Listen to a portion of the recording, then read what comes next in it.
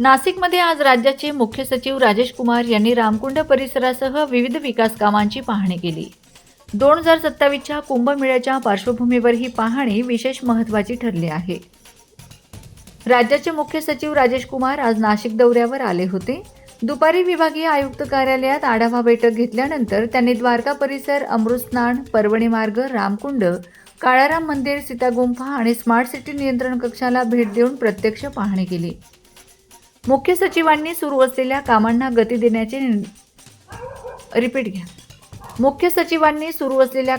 गती देण्याचे निर्देश दिले असून कामांची गुणवत्ता आणि वेळेत पूर्तता यावर भर देण्याचे आदेश दिलेत. अधिकारी उपस्थित. चर्चासत्राचे दृश्य.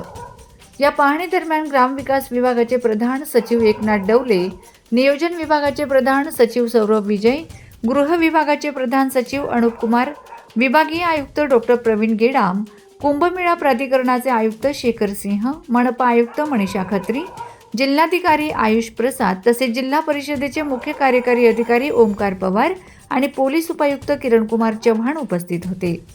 महानगरपालिका आयुक्त मनीषा खत्री यांनी रामकाल पथ, सीसीटीव्ही आणि नियंत्रण कक्ष यांसह कुंभमेळ्यानिमित्त सुरू असलेल्या कामांची सविस्तर माहिती मुख्य सचिवांना दिली. कुंभमेळ्याच्या तयारीला अधिक गती देण्यासाठी ही पाहणी महत्त्वाची ठरली आहे. न्यूज ब्युरो, सक्षम पोलीस टाइम्स न्यूज 112 नाशिक.